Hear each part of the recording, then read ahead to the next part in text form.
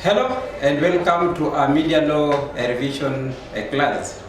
As we said yesterday, we are going to begin by revision from September 2018, and after September 2018 we are going to progress on up to the past paper of March 2020. So yesterday we are trying to discuss about this question number 1 about media regulatory bodies or media regulatory codes of practice. And I remember we did some overview of what you are supposed to discuss, we're supposed to explain in the exam if you are given such like a question. So today, we are just going to have a video recording of what we are talking about in our audio presentation. So the question was talking about, maybe if I may read for you the whole question so that we can be able to contextualize or else understand the way the question had been framed. And the question was saying, in many countries, the media is subject to regulations through codes of practice. Identify and explain 10 topics which are typically covered in these codes of practice. I repeat the question. In many countries, the media is subject to regulations through codes of practice. Identify and explain 10 topics which are typically covered in these codes of practice. So I'll try to summarize the points for you, and I'm going to explain these points briefly. So the title, the point of contention is media regulatory codes of practice. This is what the question is talking about. We are supposed to identify at least 10 media regulatory codes of practice you must adhere to as a professional journalist, because in media we have something you must always consider, because you are covering the members of the public or the members of the public at large. So if you are coming up with any story or any information that you want to disseminate to the members of the public, these are the codes of practice must always put into consideration. And the first code of practice is what we call accuracy. Because in media, we are not reporting people's opinion. We are reporting factual information, or else the true information. Before you cover any information, you must substantiate that indeed the information you are covering is accurate. You don't just have to come up with fictional stories. You must always substantiate that indeed what this person is saying is accompanied by factuality, by accuracy, or by the truth before you happen to disseminate the story. If you are covering a story, let's say maybe you covered a story and you happen to realize that indeed what you are talking about is not the factual story, or else you misrepresented the fact, then you have to apologize immediately. Maybe let's say you are talking about a certain personality, a certain politician, a certain individual, and the story you are covering is not an accurate information. You are supposed to apologize immediately. So if you are covering any information as a journalist, you must always ensure that the story is accurate, or is what we call accuracy as our first code of media regulatory codes. The second thing you must put into consideration, the second code you must always put into consideration when covering a story is what we call opportunity to reply. This whereby if you are covering any story or any information, you are covering a story that is balanced. You're not supposed to come up with one-sided story. Your story must always be able to take into consideration both sides of the newsmaking personalities. So you're supposed to give someone an opportunity to give his side of view. You cannot just say that a certain MP is corrupt without conducting an interview or asking him to give his side of story. Or else can you just wake up one morning and say this also is having quack doctors. You must always be able to get information from both sides of the story. That's why I say that everyone has an equal opportunity to give his opinion or else to give his side of story before you compile the story. If you are just going to interview one side of the story, you are likely to misrepresent the fact, or else you are likely to come up with misleading information. So if someone maybe wants to give his side of a story that you want to report about, you have the prerogative of giving him an opportunity to reply or else to give his side of the story. Then another code of practice you must always put into consideration is what we call comment and fact. Now, if you are reporting a story, you must be able to distinguish between a comment and a fact. A comment is someone's opinion, or else you can also come up with your own opinion concerning a certain subject matter, or else a certain story. You can come up with your own views concerning a certain idea, or else a certain ideology. So if you're reporting a story, or else you want to cover a story in media, you must always be able to distinguish between a comment, someone's opinion, and a fact, which is mean the truth that happened. For example, someone may say, let's say today in the morning you had an accident along Thika Superhighway. You must be able to differentiate between a factual information. Maybe you may say that 10 people died. This is a fact. But maybe you can come up with a comment by saying that you are wondering why 10 people had to die.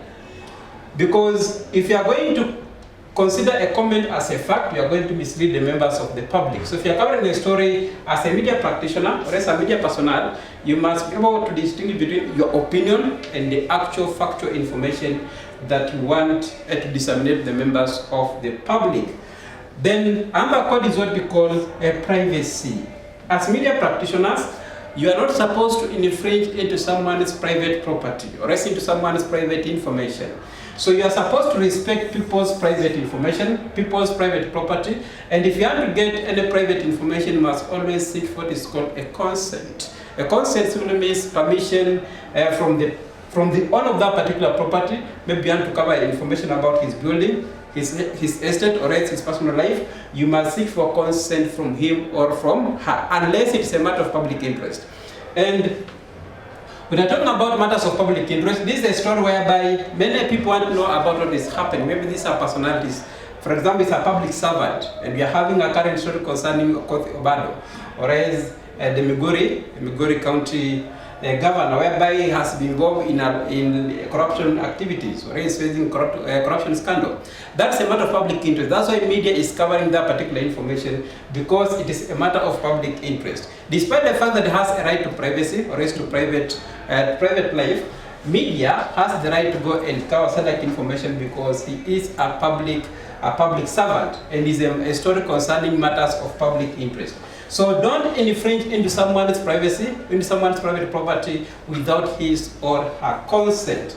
Then another code concerns what we call clandestine devices.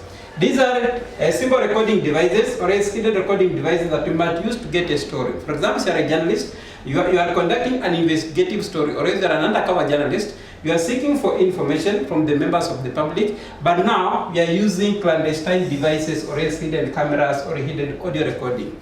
These are against ethics concerning media regulatory codes of conduct or media regulatory bodies. You must always seek for a consent from the concerned party before you happen to record or to cover their proceedings. So if you are using clandestine devices or else hidden cameras or audio recordings, it's against ethical codes of practice according to media law. Then you have coverage of hospitals or private places. Media practitioners or personnel have no right to go and cover a private properties or a private places without the consent of the owners of that particular places. The same principle applies in an hospital. You cannot just go into an hospital and you start covering information about what the patient is suffering from. The patient must always give you the right to go ahead and cover his story or her story. Unless someone happens to give you a consent, you as a journalist, you have no right to go and cover someone's suffering or someone's terminal disease, and you want to disseminate that information to the members of the public. You must always seek a consent from the person concerned. Or else, maybe you can talk with the doctors. If they happen, maybe they want to give you more information about what is happening in an hospital concerning a certain disease, they can give you information, but they don't have a right to mention the name of any patient who is suffering from any kind of disease. So you as a media practitioner must always be very keen not to cover stories concerning patients or else hospitals, because you are going to be sued in the court of law of breaching the law of privacy. Then you have what is called misrepresentation. And we say that information must always be represented factually, without any form of malice, without any form of bias, or else without any form of recklessness. When you are covering any information, always represent the facts truly. Don't come up and audit or else alter someone's image, or else you distort someone's image in order to communicate a specific theme, regardless of what was supposed to be communicated. If you are covering information, always balance your story. Let your story be neutral. Do not favor any side of the story because of your own personal ambition or else because of your own interest. You must always exercise neutrality when you're covering a story without any form of misrepresentation or else misrepresenting of your fact. Then you have what is called harassment. Under the media codes of practice, in the media law, you as a journalist, you're not supposed to harass any individual, or else you're not supposed to misrepresent any information concerning any personality. When you're covering a story about a person, you're not supposed to harass that particular individual. What do you mean by harassment? This one simply means that maybe you are seeking for a certain information and you are forcing the witness to give information. There's no way you can force a witness to give information. It is upon the opinion, their will, or their desire to give information. If they don't want, you cannot force them. So you are not supposed to force any individual or else any person to give you information as a media practitioner. Always seek for their consent, for their permission. If they happen to give you a permission to go ahead and cover a story, you have the right to go and cover the story. But if they're not willing to give you information, you are not supposed to force them to give you information. Then you have payment of article as another regulatory codes of practice according to media. This one, payment of article simply means that you as a journalist, you're not supposed to bribe anyone to give you a story. Or else no one is supposed to bribe you so that he can be able to cover his event. For example, let's say he's a politician. Maybe he's having an event and you want to go and cover the story. And maybe he comes with what is called a brown envelope, or else he gives some cash in order to maybe to favor his story or to cover his story according to his or her own desire. You are not supposed to accept any form of payment in terms of dissemination of stories, or else you are not supposed to pay anyone in order to cover your story. Maybe you are seeking for a certain information from an individual and this person is not willing to give information and you happen to bribe him, or else you engage in corrupt activity. These are against media regulatory codes of practice. Then, last but not least, we are going to look at interviewing or photographing of children.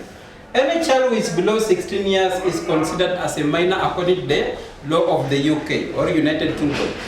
If you are covering a story concerning a child or as a minor, you are not supposed to expose their true identity. You're not supposed to expose their face. You're not supposed to express their names or even where they school or where they reside, unless you get what is called a permission or a consent from their parents or from their guardians. If you are covering a story concerning minors or children who are below 16 years, you are supposed to get a consent from either the parents or the guardian. But you as a media practitioner, if you happen to go ahead and cover a story concerning minors without the consent, you are going to be sued for breach of privacy concerning children under the Public Law Act concerning minors or concerning children, or it's under called the Younger Offenders Act of 1964. Then we can also talk about matters concerning sexual issues or sexual matters.